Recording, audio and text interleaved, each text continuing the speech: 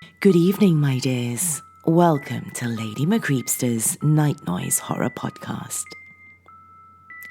Isn't it interesting that when we sleep, we leave ourselves totally vulnerable and totally unaware of our surroundings and what happens in them?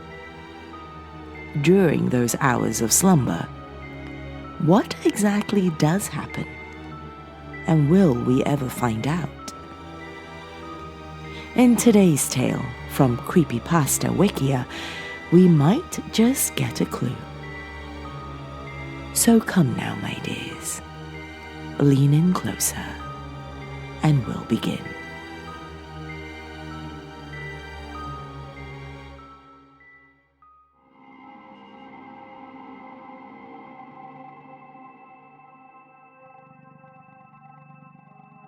It started out as a normal day. I woke up feeling great and went out to watch some television. After a while, I went into the bathroom and showered. Then I got dressed, brushed my teeth, and headed into the kitchen to grab a cup of coffee. As I walked towards the coffee machine, I heard a crack. Before I had time to react, the kitchen floor gave way and I tumbled through the gaping hole that appeared. After falling for a couple of seconds, I hit the ground. I felt my ribs crack as I landed on my chest. I lied there for a minute, trying to regain my breath and process what had just happened. I struggled to my feet and took my first look at where I had landed. The only light came from the hole in my kitchen floor, about 30 feet above me. I looked around and saw rock walls that gently sloped away from my kitchen floor, sort of like the inside of a cone. I was in some sort of cavern that was underneath my house for who knows how long. After a couple of seconds, my attention turned to getting out. I reached for my cell phone, but then realized that I had left it on my bedroom dresser. I cursed softly as I looked around for a way out, but the only exit I saw was the hole in my kitchen floor.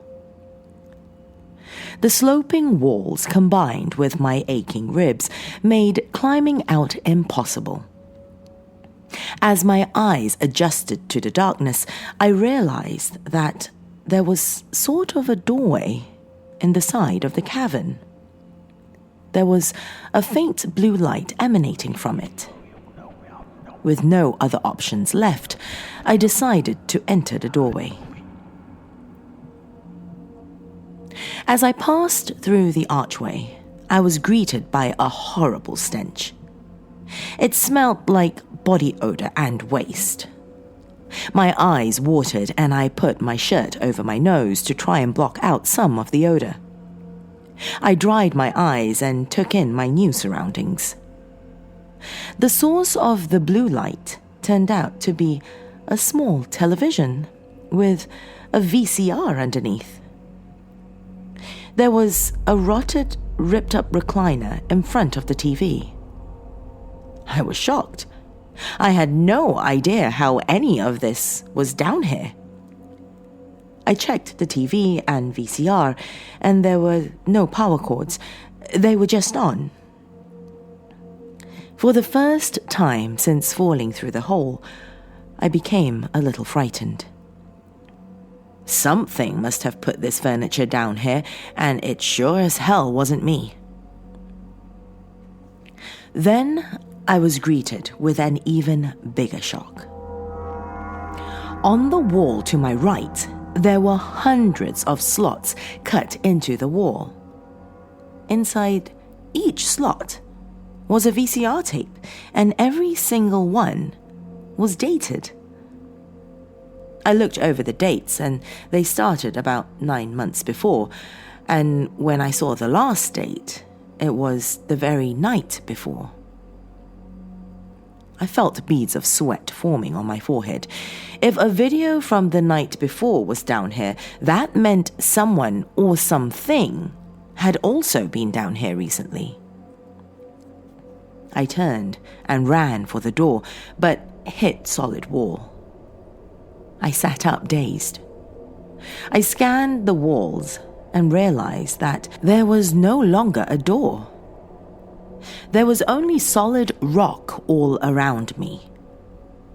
My eyes darted nervously back and forth. I had no idea what to do. I curled up on the floor and shut my eyes as tight as I could. I just wanted out of this place. After a few minutes, my terror began to wear off. I figured that if something were coming to get me, it would have gotten me by now. I decided to watch one of the videos. I didn't want to see what was on them, but at the same time, I had to. I got up and walked up to the slots to take a closer look at them. I noticed that in the center of the wall above the slots, the archive was carved into the wall. I walked to the first video and pulled it out. I walked over to the VCR and pushed the tape in. I took a deep breath, pushed play, and sat on the edge of the recliner. It took me a little while to process. The video was in night vision. The hairs on the back of my neck raised once I saw where the video was located. It was my bedroom. It was a video of me sleeping in the middle of the night. I shivered. I could never have imagined something like this. It was terrifying, but I had to watch.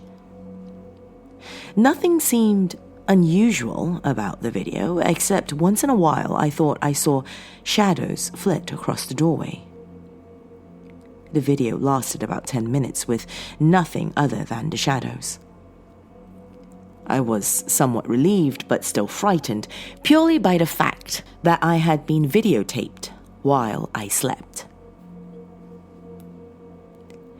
Curiosity got the best of me, so as I put the tape back in its slot, I grabbed the one with the date of the next night. I took it back to the VCR and pushed it in. I sat and watched as the same scene as before unfolded before me. Once again, the video was about 10 minutes long and shadows flitted across the doorway. Except this time, there seemed to be more of them, and I'm pretty sure I saw one of them come into the room just for a second. After this video was over, I decided to skip a couple of weeks of videos. I once again put the video back in its proper slot and grabbed a video dated 2 weeks later.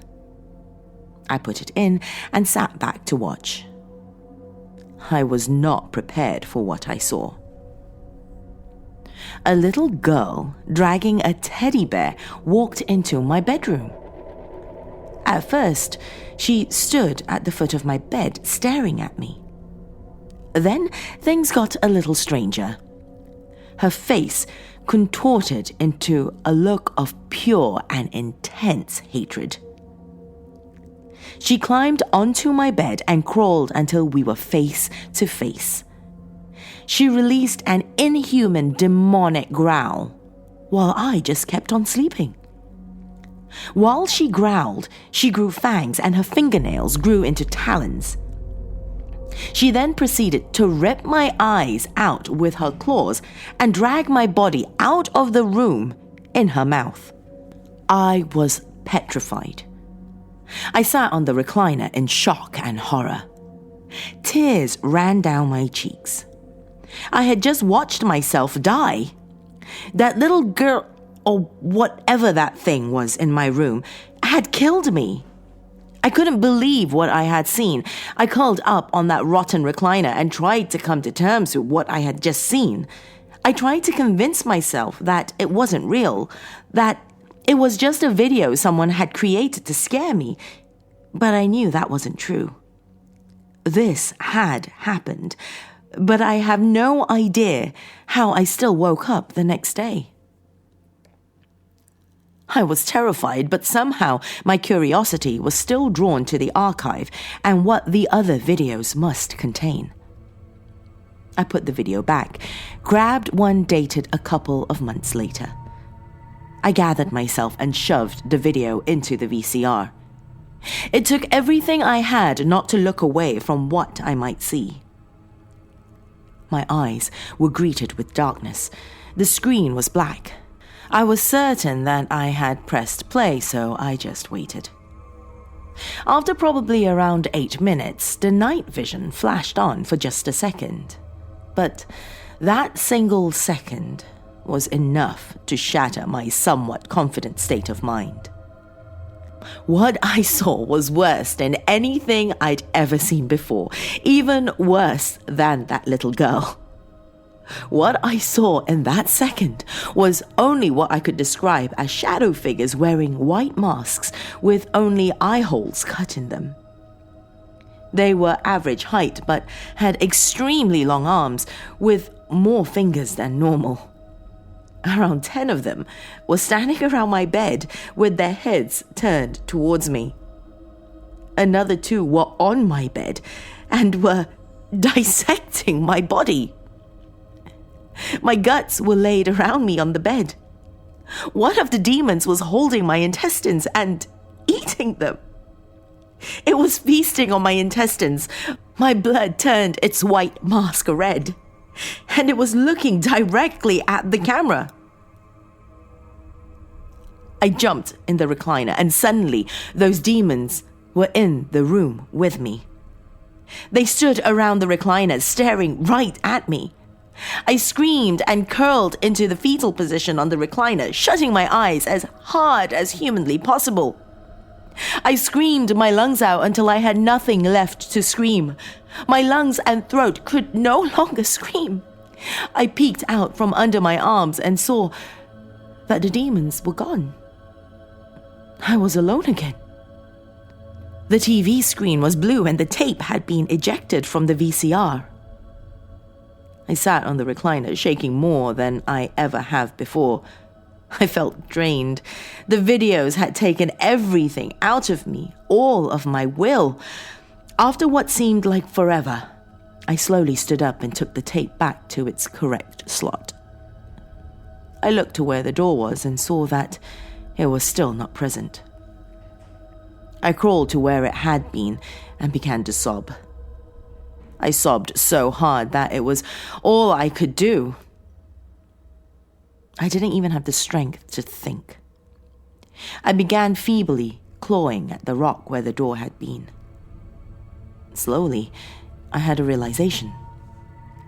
Whatever made these videos, whatever watched them, wanted me to finish.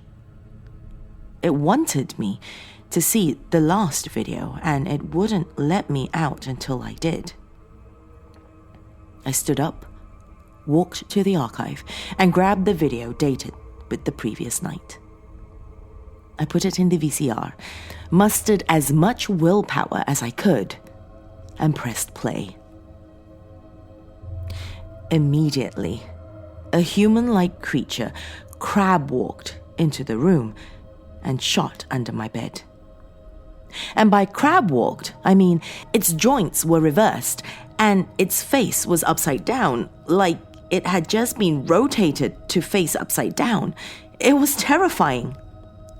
Slowly, I saw it crawl up the wall across from the camera, then crawl across the ceiling towards the camera. Then it jumped to the floor and disappeared from view. Suddenly, its face was directly in front of the camera.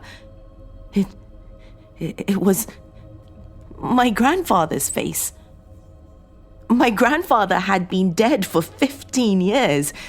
His eyes were completely black, and when I shrank back in the recliner, he grinned. He then crawled away from the camera and onto my bed. He then pulled my arm out and bit into my wrist. Blood spurted out of one of my arteries and onto his face. He seemed to enjoy it.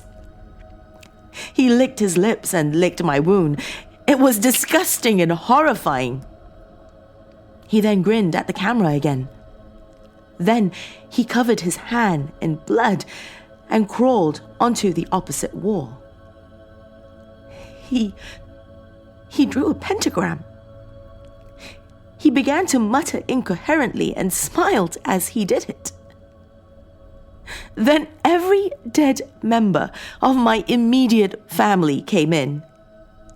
I saw both my grandmothers, my father, and my younger brother, except all their necks were contorted and their heads hung at impossible angles. And they were all glaring at me with looks of pure hatred. They quickly joined in with my grandfather's muttering. After a short while, a new figure slowly entered my room. He had goat legs and hooves and horns protruded from his head. It was the devil himself. He leaned over my sleeping form, tore my chest open, and pulled out my heart. He stared directly into the camera as he ate it piece by piece. After he was finished, he walked over to the camera. He seemed to reach past it, and I felt a hand come down on my shoulder. Then I heard a whisper. "Come back to bed."